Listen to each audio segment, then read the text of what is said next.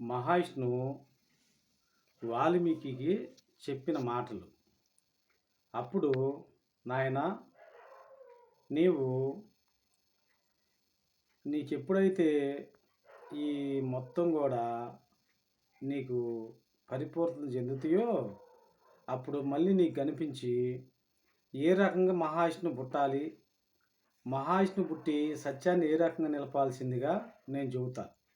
అప్పుడు నీవు దాన్ని మొత్తం కూడా గ్రహించి ముందల రామాన్యాన్ని ఏ రకంగా కావాలి అని చెప్పని రచించుదు. కానీ కనుక ఇప్పుడు దాకా చేసిన నేరాలు ఘోరాలు కూడా మొత్తం నీకు నశించాలి అంటే నువ్వు కనీసం నువ్వు పోతూ పోతూ నువ్వు కష్టపడి 10 మందికి ఏదో ఒక రకంగా సహాయపడుతుండాల.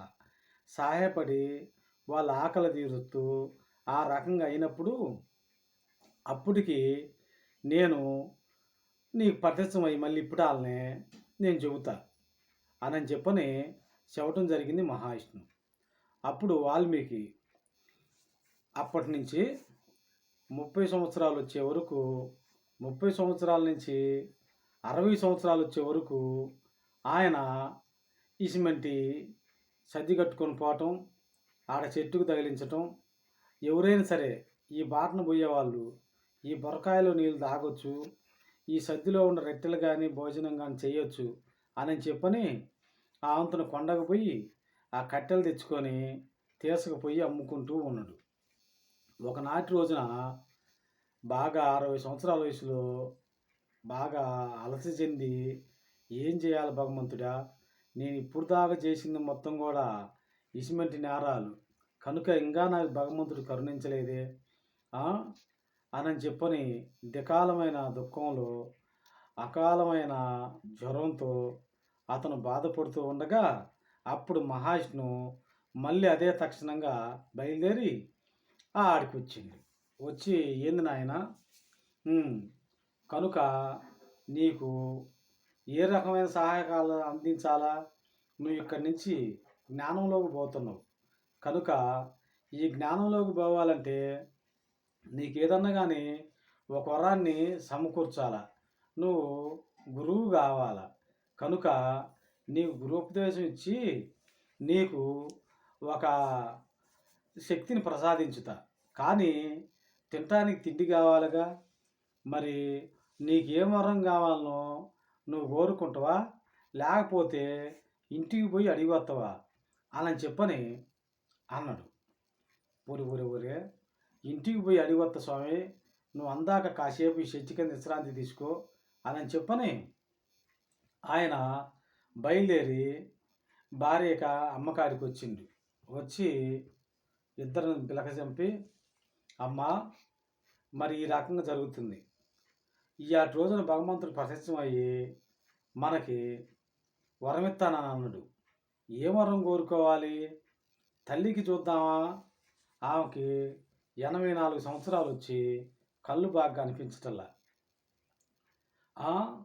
మరి ఈడ ధనాన్ని కోరుకుందామా, మరి తినటానికేమో తిండి లేదు, ఏం చేయాలి, తినటానికి తిండి లేదని ధనాన్ని కోరుకుందామా అని చెప్పి అనుకొని మళ్ళీ ఆలోచించి మరి ఇవన్నీ తినటానికి పిల్లలు లేరు, పిల్లల్ని కోరుకుందామా, కనుక నేనేం చేయాలి అని చెప్పని బాగా విశాల పోయి వచ్చి భార్యని అడిగింది. భార్య ఆలోచించి, అయ్యా ఆమెకు చూడపోదామా, మెమ్మ కళ్ళు లేవు, ఏడు చూద్దామా, ఈ రకంగా మనకు తినడానికి తిండి లేదు, మరి తినడానికి తిండి కోరుకుందాం అనుకుందాం, పిల్లలు లేరు, కనుక మనం ఏం చేద్దాం అని చెప్పని ఈ మూడిట్లలో ఏవి కోరుకోవాలనో ప్రపంచంలో మీరందరూ గ్రహించి దీనికి ఎస్ఎంఎస్లు పంపించండి. అప్పుడు ఏ రకమైన సమాధానం చెప్పి ఏ రకంగా కోరుకుండ్రో అది నేను చెప్పగలుగుతా. కనుక ఇది రామనామానికి ముందలగా జరిగిన విషయం.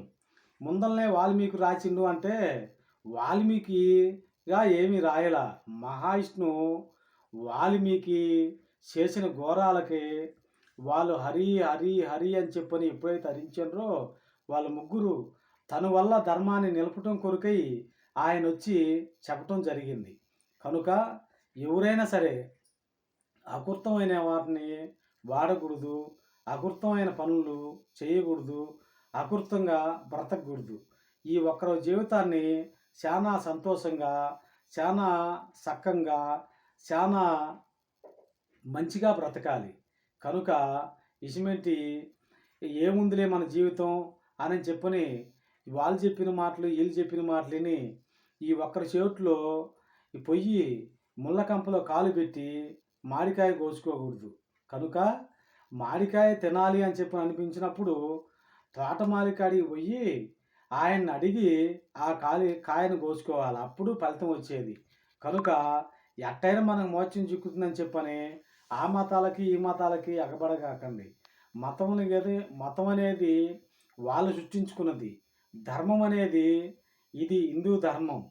కనుక హిందూ అనే వాళ్ళు మొత్తం కూడా ధర్మంగా నిలువపడ్డదే కాబట్టే ఇది ధర్మం. ఈ ధర్మాన్ని నిలపడం కొరకయ్యి ప్రతి యుగంలో మహావిష్ణువు పుట్టి ఒక మహాత్ముడుగా మనకు అగ్గపడుతూనే ఉన్నాడు. అటువంటి దేవుళ్ళ సంగతి కూడా నేను చెబుతా. జన్మరాహిత్యం అయ్యే మాటలు కూడా నేను చెబుతా. కనుక మీరందరూ శ్రద్ధగా విని ఇటువంటి జ్ఞానమైన మాటల్ని అనుసరించి ఆయురారోగ్యాలు పొందండి.